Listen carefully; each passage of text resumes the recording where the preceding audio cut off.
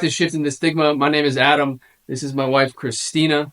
It's been a couple weeks since we last posted. Uh, we've had quite a bit of busyness in Yeah. our lives the last few weeks with the holidays and everything. But we wanted to get back on here and kind of pick up where we left off. So, Yeah. And I think we're gonna kind of outline our episodes a little bit more. So we'll start with what's gone on since our past episode. And then we're gonna talk a little bit more about mental health and kind of how we deal with it. So let's start with that. What's been going on since our last episode? I know our last episode we said we were gonna come back in a week. Not that you guys know timing, but it's been what, like 5 weeks. I think life just happens. We celebrated Christmas. celebrated Christmas. Kids are out of school. Yeah. Both of our boys got sick. I got sick. She was traveling for work. Yeah. Just a bunch of Busyness. I think busyness, yes. we're trying to figure out raising two kids, work, making time for this. Realistically, it's been hard to make time after our kids go to bed. Anyone else out there who has little kids can probably relate to this. Kids go to bed and we are just done.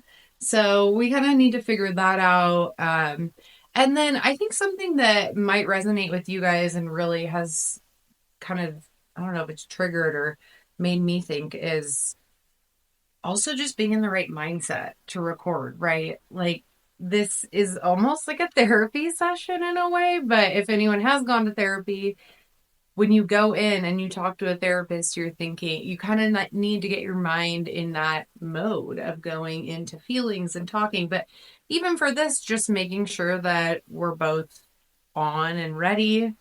So yeah, so both of our kids were sick.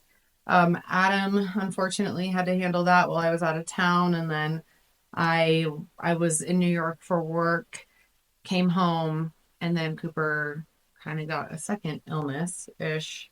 He got the flu. So yeah, luckily everyone was better before Christmas, Right? so we were able to celebrate with our family. Still celebrating a little bit. Um, but yeah, I think a big thing about the last couple of weeks has just been managing work, kids, and my travel for work. How has that been for you? Well, with the illness and the kids out of school, it's been tough. Especially being sick yourself, as anybody can relate. Um, it's just long nights, and you just gotta dig in and be there for your kids as much as you can, and take care of yourself. I think, especially when you're talking about addiction and recovery, oftentimes those things used to trigger me back in the day when I wasn't feeling good or I had just this large amount of responsibility put on my shoulders and things got out of hand. I got anxious, I got worried, and I would try to find ways to escape. And my way of escaping was to drink. And fast forwarding to uh, today, I'm able to take care of myself and take care of my family because those are my number one priorities at the moment. So a lot has changed over the past 4 years on just kind of life and recovery. I mean, that's just another successful story of just battling through certain things, adversity, and no one wants to be sick. No one, you know, thinks that you're going to be sick around, especially around the holidays, and then when you're out of town for work, and it makes it even worse. But what I've gone through and what we've gone through, I've learned a lot of things about myself, a lot of things that I can use, especially in self care, which I think is important. We'll touch on that probably sometime, but Well, I was actually thinking, can you talk to us a little bit about that? Because I think, especially from my standpoint, being a mom, sometimes I don't even know. I know what it's like when I'm gone and what that does for me when I travel, especially if there's illness or anything that goes on when you have to go out of town. And, the stress and guilt that that puts on me. But how was that from your perspective, from being at home, dad, having to manage it all? Like, what are maybe one or two things that you do throughout the day or the week that just kind of help you not go? to Well, a really well, bad. I think staying on my schedule and the things that a part of as far as my meetings and um, the accountability partners that I have within certain groups that I touch base with weekly, daily, are very important. Because oftentimes, I think I touched on this last time, is this recovery community is so important because they understand what I'm going through, specifically with the triggers, the temptations, the anxiety, the depression, the waves of different emotions that come up during the day. All I have to do is pick up the phone and give somebody a call that I can trust and rely on, that may or not be in my similar situation with kids and my wife traveling for work. Um, but they understand the emotions and the struggles that come along with, you know, heightened responsibility or heightened awareness around making sure your kids are safe and taken care of. So I think relying on that community, relying on the people that I've been fortunate enough to have in my life, in recovery, to rely on, I think is a huge, huge thing for anybody struggling, anybody in recovery. If they don't have a community that they can rely on, like you know what I'm going through just based on what I've shared with you, but you don't I'm not in it. you're not in it. You're not in it. I can So never fully understand. right. Like I can to an extent, and probably compared to others in our lives, maybe do a good job, but I'll never know. Just Yeah. like you won't know what it's like to be a traveling mom, work like it's just Right. different, but I think that's something that people don't realize. Like they think, oh yeah, I get it. That must be super hard, but I'm never going to know what is in your brain, what you're really feeling deep, deep down and like that day to day. Hmm. So, Yeah. I mean, especially with everything surrounding the holidays, it brings up different emotions and different anxieties. There are times where it's a time of celebration. It's a time of where friends and family come and celebrate and just enjoy each other's time. Back in the day, I would look forward to those times because it would be a way for us to be around other people that were drinking, and I would be able to drink, and it would be kind of acceptable. But often those times would lead to arguments or me acting in a way that was unacceptable. um, Now I'm able to understand those triggers when they come up, understand that I need to put myself in a situation where I'm not going to be tempted, or I'm not going to be um, I guess, triggered in a way that would allow me to revert back to old behavior. So I just try to put myself in situations that are comfortable for me, and they're not necessarily comfortable for everyone, depending on where you are in your recovery or if you're even in active addiction. Obviously, it's, almost impossible to do it by yourself. Even in recovery, you have to, like I said, I don't mean to beat a dead horse, but it's the community in recovery is so important, so vital because, um, like I said, it allows you to open up in a safe environment that people understand and people can relate to, and they can give you advice and what you should do or what they did and it worked, and what they didn't do that they wish they did. And that's just how the community works, and it's just kind of um, an ongoing community of uh, guidance and um, advice and just accountability. So, that's um, yeah, I mean, the holiday season is anxious enough. I mean, for anybody. I yeah. mean, there's a lot of things going on, a lot of things and pulling you in different directions. When you add addiction and you add recovery and um, different things you're struggling with emotionally and physically, that just adds on to the stress. And so, um, So I'm gonna stop you for a second, sorry. Because I love what you're saying and I want to make sure that we take time to kind of break it down a little bit, if that's okay. yeah.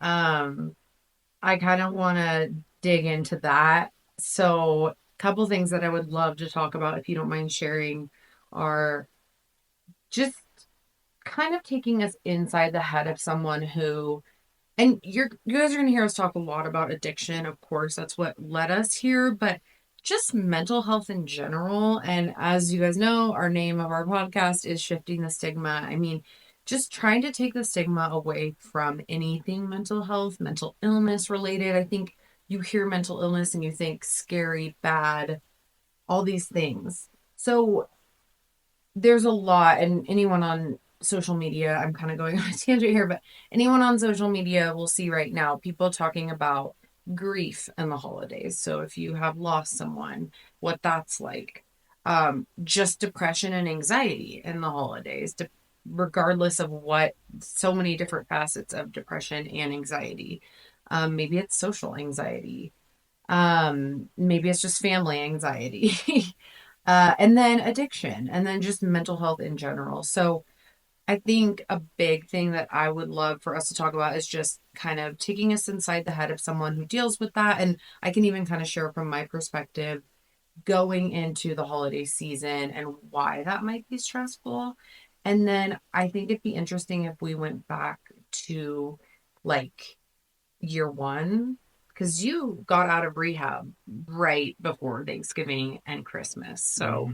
what was that like? Year two, and then now, present day, because lots of different things have changed. And I think it would be interesting to talk about that. So, let's start with just taking us inside the head of someone going into the holiday season.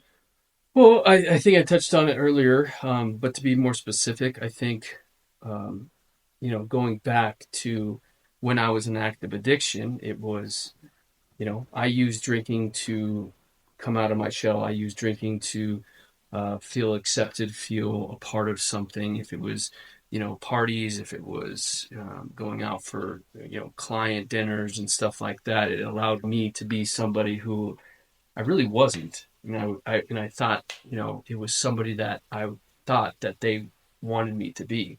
Mm. So the alcohol allowed me to be that person. So I thought. And anytime that I got around certain people, certain places, and it was always accessible. And the more it was accessible, the more I consumed, the more I felt um, able to connect to people. It just gave me a false sense of security, I believe, and it was just another distraction and another way of trying to be somebody that I wasn't. And I think oftentimes when you break down, through the steps that I've done and all the work that I've done in recovery, it allowed me to see, the bottom line of the fear and anxiety that was enabling me or promoting me to try to do and try to be somebody that I wasn't. Um, and a lot of times they talk about the false self and your ego, and a lot of times the ego drives um, you to do things that you think other people want you to do or other people want you to be, whether it be in the business world, family, um, a successful person in society, has a lot of money, has a lot of notoriety, is accepted in a lot of different ways. And when you look at somebody that is not, you try to be that person in front of other people. So alcohol allowed me to do that and gave me, like I said, a false sense of security. And so imagine doing that on a daily basis on top of all the things that the holidays bring, just adds more stress, more anxiety, more fear. And that allowed me to say, okay, well, I can't handle that. I can't sit in that at that moment. So I'm going to do what I know how to do best, which is to drink. What Right. kind of brings you comfort Yeah. almost? Right. Okay. Okay. For who I am, or they don't. That's not for me to care about anymore. I don't have to worry about putting myself in situations where I'm going to be tempted or triggered in a way that would allow me to revert to past behavior, because I have tools that I've learned and surrounded myself with people I know that I can reach out to if I feel that sense of uncertainty, or where I'm in my head too much. I can reach out to somebody and they can help me through it.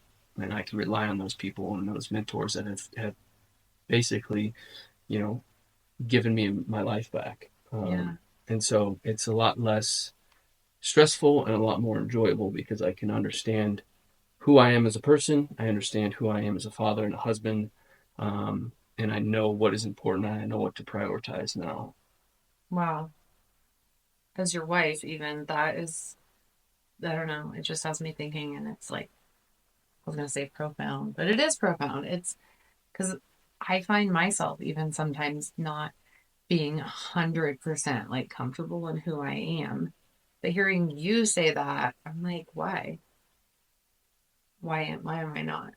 Like I should be. I think it has a lot to do with, the stimulation we receive from the outside, and Yeah. the things that we watch and we listen to on a daily basis that are embedded into our programming, that, you're supposed to be this, you're supposed to be that, you're supposed to do this way. And, you see a lot of people who, try to portray themselves in a light that's acceptable instead of the real light, which is a lot of people struggle. A lot of Yeah. people struggle with mental health. A lot of people struggle with addiction. A lot of people struggle with a lot of different things. Yeah. And they don't necessarily show that to the world. They Yeah. hide that. And that's a main reason why we wanted to do this, or I wanted to do this, Well, because, both of us. yeah, Yeah. is because I wanted to rip that band-aid off and rip that veil off to show everybody that, you know, it needs to be talked about. It needs to be shared with people because they need to understand that they're not alone. Yeah. And because when I was in, like, there was nobody in my life that I could turn to, because everybody in my life really drank, or it was acceptable to drink, or everything in my life that I surrounded myself with and put myself in situations revolved around drinking, from parties to, like I said, client meetings to Everything. I everything. mean, even now, you can't turn the TV on without seeing a Right. commercial about alcohol, beer, like anything. Right. It's in social media, it's in even every work trip. Like, it's weird if you decide not to drink it at dinner, like, Right. which it shouldn't be. And even, sorry, two things that just I thought about was, I'm embarrassed to say that I watched this, but The Real Housewives of Beverly Hills, uh, Kyle Richards stopped drinking just on her own will. She just didn't like how it made her feel. She was depressed every day after she drank. She felt like just what it was doing to her body and mostly her mental health. So she chose to stop drinking. So kind of a different path. But I was watching an episode the other day and she had not been drinking for like, I don't know, 5 or 6 months. And all of her friends, they were in Vegas. She was having a great time. Like it wasn't bothering her that she wasn't drinking, but all of her friends made a comment. Like, how long is this going on for? Why are and I just thought that was super interesting because people I think are uncomfortable if people don't drink even still. Right. Like I've noticed it even as someone who occasionally drinks, occasionally doesn't. And then from your so it yeah, I think that's another huge part is just like how prevalent it is in society. It's not like you broke an addiction of something like crazy that some people do, but it's not like everyone's doing it. So, and I think that has been a huge part of your journey and our journey is navigating that. Because Mm-hmm. 2 years ago, even going over to a neighbor's house and like, what are we going to say if they ask you if you want to drink like that? That's part of the journey For sure. is figuring that out and feeling comfortable in that. Yeah, I think you have to. It's taken me a while to feel comfortable in my identity. Yeah. I even spoke at a meeting recently about that, about being comfortable with who I am and my decisions. Not saying that drinking is bad for some people if they can drink and, and control their drinking. I wasn't a person that could do that. Um, there's science behind drinking and what it does to your body. That's not what this platform is for. Yeah. This, that can be something that somebody can do on their own. But I'm not going to sit here and say drinking is, if somebody's drinking in front of me, I look down upon them. That is not what my mindset is. That's not what I do on a daily basis. I'm choosing not to drink. I choose not to drink because I know where I'm going in my life and I know what I want to accomplish in my life. And if I revert back to the things that I did prior, I'm never going to get there. And that's just my personal decision. Yeah. I And I love know that. that I've decided to do that along with you, that support me in doing that, and my friends and my family that support me, is, I want to be there for my family, and I want to be there for my sons, and I can't do that reverting back to who I was. So that's just my decision. That's what I made. Each person is different. Not everybody has a family. Not everybody's married. Not everybody has kids. Not everybody has careers. Not every, This is there's every situation is different. So Yeah. what works for me doesn't work for everybody else, but I can show what worked for me and give that away to somebody in hopes that they can take bits and pieces of it, and do it with what they want to do with it, and maybe they Yeah. find something, a little snippet in there that they can say, okay, let me try this, and maybe it works for them, and that's kind of what we do. And I think that's interesting, though, what you said is that everyone has a different story because that is the truth. Like, just like Kyle Richards, she chose to stop drinking. It's not like some big event happened. Everyone is going to have a different story, but I think one thing for me that really ultimately brought me here and wanting to talk about this from my perspective was from day one of this journey to now, any time that I share our story with someone, regardless, just a little snippet or a lot, that person, I have not had one instance where the person I'm talking to doesn't say, oh, yeah, I have a whatever it is, cousin, uncle, friend of a friend, and they're going through this, or they've gone through it, or whatever the story is. So for me, it was like you said, you felt like you didn't know anyone who dealt with this, but there's actually like so many people, right. and there's different levels. I think when you first, went to rehab or in the heart of addiction, I started going to therapy, and something that stuck with me was my therapist said that I forget the percentages, but basically the amount of people who don't have a healthy relationship with alcohol, and that's to differing extents, is so incredibly high because a healthy relationship is like five or less drinks a week or something, I think. I mean, I know that kind of varies, but um so again, that stood out to me because I was like, whoa, that's like everyone I Mm-hmm. know at the time. Um so yeah, I think yeah, everything you've said is really, really, it just gets you really thinking about what people go through on a day to day. Um, for today's episode, can you take us back to those first holidays? So, like you mentioned, I got out of Inpatient rehab. inpatient rehab kind of around a little bit before Thanksgiving of 2019. And, you know, I was so confused. I was felt so alone. I just got put back into my life that had been turned upside down. We had a 6-month-old baby boy, who I hadn't been around for a couple months, that I took really hard when I was in recovery, or when I was in rehab.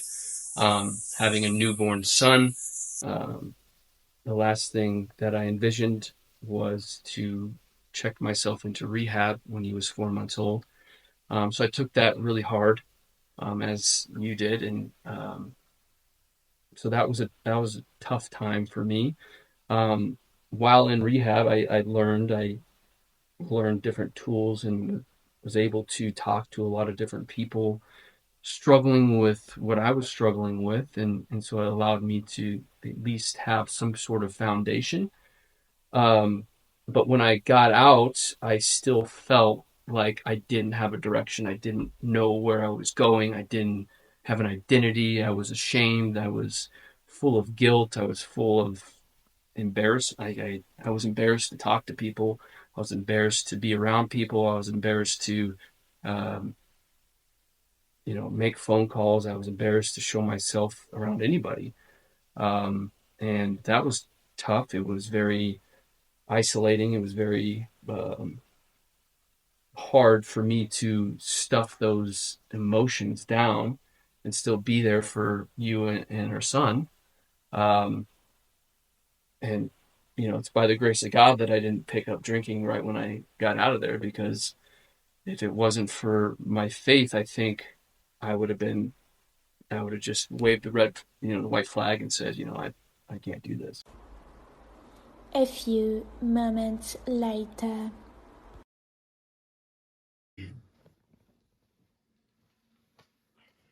Yeah. All right. We're recording. Hope so. All right. Um, so I wanted to pause you right there because I wanted to kind of dig into that a little bit more. But before we do, just want to call out to our viewers the reality of podcasting. We just recorded a whole episode and about a quarter of it recorded. So just felt like you guys should know the real behind the scenes that we don't hear about a lot of the time. So it was definitely interesting because we had about a half hour that got deleted of us talking, but I think we're just gonna have to figure that out along the way. So we're back. We're gonna jump back in. So we were kind of talking about navigating different things. So I wanted to call out the year 2020, and just obviously that is a historical year with the pandemic and everything that came from that. A really, really trying year for many, many people. And so I really just wanted to talk about it because we had an interesting perspective. It was a bit of a silver lining for us. Um, Almost a blessing in disguise in a way, just in our specific life. Nothing to do with the pandemic itself, right? So, because of the pandemic and the world shutting down, we were trapped in our house just like everyone else. So, we weren't being invited to go to weddings or birthday parties or interact with anyone really, even just go over to friend's house on a Friday night. And I think for us, that really allowed a healing, even more of a healing journey, wouldn't you say? Yeah, I mean, it kind of paused our life a little bit. It allowed us to focus on our son and our relationship and recovery, and kind of minimize the outside noise, so to speak. Um, it was trying. It was hard. You couldn't go anywhere, obviously, and That had its own kind of that had its setup. own challenges, Yeah. because there were times that I can remember that were very frustrating, very hard, and I needed an escape, and I needed to get out of the house and be around people in recovery, and I couldn't do that. So that was a trying time for sure, but it allowed us to get a different perspective, and really focus in on what matters most, and that's our family, Yeah. and our health. So I think at that time, March 2020, you were just barely 6 months sober, only 3 to 4 months out of rehab. So we had just made it through Thanksgiving, Christmas. You were still in outpatient rehab going down to Colorado Springs for that. I think you had just completed that in February. So lots of changes. And I think the reason I bring this up is for me it was almost like a safe haven because we weren't being invited to do things, and we're pretty social, have a huge family, big friend group, but not being invited to go do things just took away the stress of if we go somewhere, what are we going to do? And you were still not in the best headspace, I think. You were working really, really hard every single day. But something that people don't really talk about or think about is along with recovery, along with your entire life being flipped upside down, comes trying to find a sponsor, trying to work through the 12 steps. Like that was a huge learning curve for me and still is, but you just think like you're going to get assigned a sponsor. Right. And what does that look like? And what the heck even is a sponsor, right? Which we'll dig into probably in another episode, but um so just being home as a family and having time to heal was huge. I don't know if there's anything else you wanted to Yeah, add I to mean, it that. gave us a chance to communicate, to open up, and to share what you went through and kind of what I went through, and kind of how we can grow together moving forward. Um, it was a trying time, like I've said.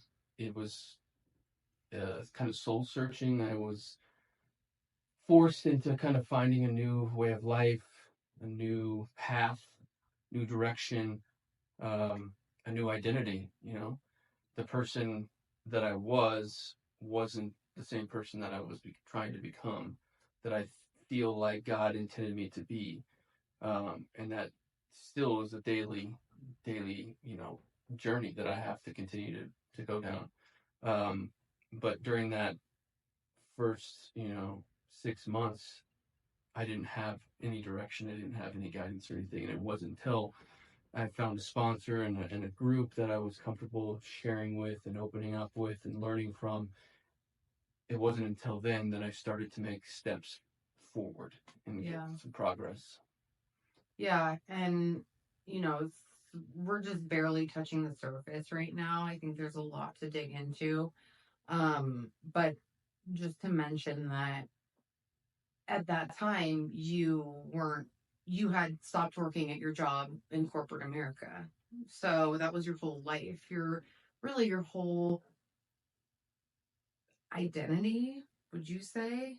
A huge part of who you were was being in that in those roles, which were selling to people, right? Yeah, being in front of people every day. Yeah. Establishing relationships, maintaining relationships, focus on growing, revenue for the company. And I think that in itself has its own challenges, Yeah. and stresses. But taking that away, you're left with, who am I if I'm not, what I am associated with my work, Yeah. or my vocation, right? And so going from somebody who was working, like you said, in corporate America, downtown Denver, to being stay-at-home dad was and still is a challenge. Yeah. Just from a mental standpoint, and then kind of like understanding your ego's play and what it's trying to do, and what you or society is telling you should be, or what you should be doing. I think takes a lot of um, trying, effort, um, and just you got to stay mentally determined to block out the outside noise and stereotypes and stuff like that, and just focus on who you are and what you're trying to do and where you're trying to go. Yeah. And I think we'll likely have a whole episode on that or more. Just the challenges and also the opportunities or blessings that come along with it, because there's definitely a good side too, I think.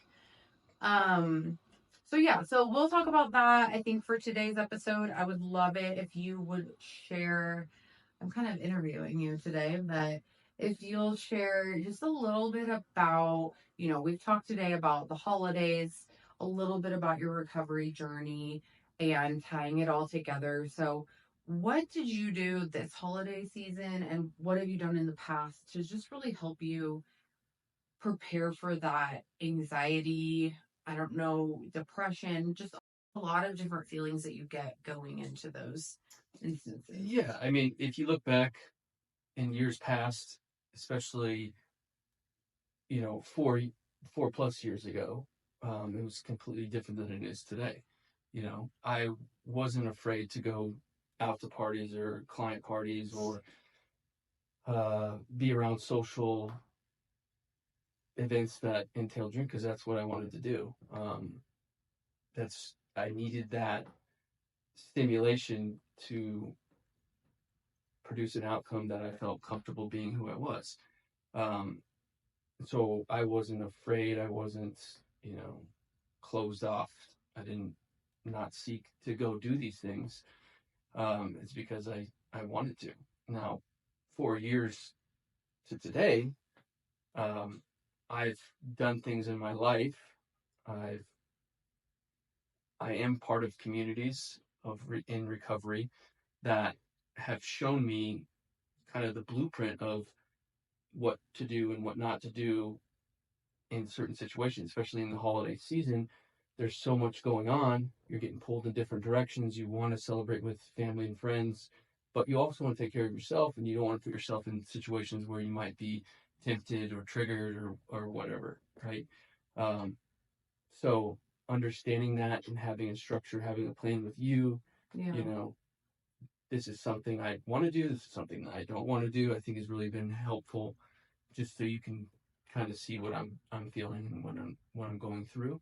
Um, but there comes a time where you feel comfortable being around alcohol or people that are drinking, that it doesn't matter because you know what you're doing, you know what journey and where you're going to go, and you don't do that anymore. And I don't want to revert back to that person. So it doesn't bother me. I don't get triggered or tempted in any way. It's more of an emotional set. And if I'm feeling a certain way and certain things are coming up and I'm getting frustrated or angry or anxious, that's the time where I've learned that I need to reach out to somebody who's been there and who understands what I'm dealing with and might be going through a similar situation.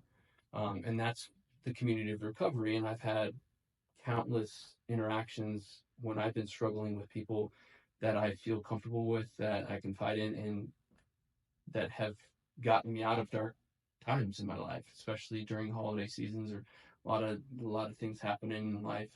And all it takes is a simple phone call, and not a lot of people know this, but like if you reach out to somebody and you're feeling you're in a dark place or you're feeling a certain way, just asking somebody how they're doing and asking them about their day can really help you put whatever you're dealing with in perspective and be like, okay, it's really not that big a deal, Yeah. you know? And that's often all the time. That's all it takes is just reaching out to somebody. Hey, how you doing?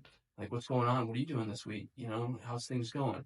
Yeah. And it just gets you out of yourself. It gets you out of dealing with focusing on your problems or your, frustrations, and focusing on how you can help and how you can be there for somebody else. Yeah. And 10 times out of 10, in my experience, I felt completely different after I made that phone call. And vice versa. I mean, if somebody calls me and they're dealing with something, and I can just get them for 30 seconds to, an hour, whatever the conversation is, to focus on me and get them out of their own head, then it helps us both. So Yeah. I think there's two things that you said that I would just want to dig into briefly. One was dealing with the holidays, going back to that, but one thing that we did and our families did and our close friends at that time, we were really only seeing like super small amount of people. Um, but everyone made the commitment to not drink around us. So every family gathering, not that most of our family gatherings were heavily alcohol anyways, but completely like no alcohol for any family gatherings, even trips that we went on, and same with friends who would come over for holidays. So I think that was huge. I mean, to me, that just meant a lot as far as the support that we had for people to make that commitment to do that. It's like you said, it's morphed and changed, and now we're okay being around people who are drinking a little bit. Are we gonna go to a bar on a Friday night? No. That's probably not something we're gonna do, but having that different level and what it's built up to, so that was huge. So just if you're a family member of someone dealing with this, just trying to really show your support, not just talk your support. And then the second thing that I wanted to talk about was just you mentioning calling others, reaching out to others. I think that's something that really has been like an aha moment for me, even just me as a person, as your wife, as whoever. It's just changed my way to think about things and think about being more selfless, because you've always been a caring, loving person, and I've always seen you really try to shift my mind on how to just put others first and, well, what's the right thing to do? Like, what should we really do in this situation? But I've, I'll hear you pick up the phone and talk to people, and just the way that you show support and drop everything to be there for them. I mean, a couple weeks ago, you had someone who you met through meetings that needed help with something, a ride somewhere, and you dropped everything and did it. And I mean, it's just, it's amazing to see how much things can change and just how amazing people really can be. So I definitely commend you for that, and I'm proud of you. I want to dig into it more because there's a lot of things that you do like that, but yeah, it's huge. And I know there's just a lot of levels to it. So thanks for sharing that. Yeah, and I think it goes back to, the community showed me the way of what was helpful for them, and during that journey for them, or that part of the journey for them, that reaching out to somebody in hopes of helping them and not worrying about themselves helped them tremendously day by day by day. Yeah. And so that in the recovery community, you really hammer that home on, making phone calls, talking to people, specifically in recovery. How can you help? How can you be of service? It just allows you to get out of yourself, allows you to stop worrying about little things that might be triggering for you and worry about somebody else. Yeah. Because oftentimes somebody else is dealing with something bigger, and you showing the support, you answering a phone call, you going out of your way to help somebody just reiterates the importance of the fellowship and the community and how we support each other. Because if I was in the same situation and needed a ride, I know I could call a handful of people and they would drop everything and what they're doing and help me out. So yeah, I agree. I think there's a lot that can be learned from that, right? And a lot of just helping others without even being asked that so many people can do. And so yeah, thanks for sharing that. I think that's probably a good spot to wrap up. And I was kind of taking some notes. I don't know if you noticed, but just about things that you talked about that made me think that we can bring into further episodes. So thank you guys so much for listening, for being a part of this journey.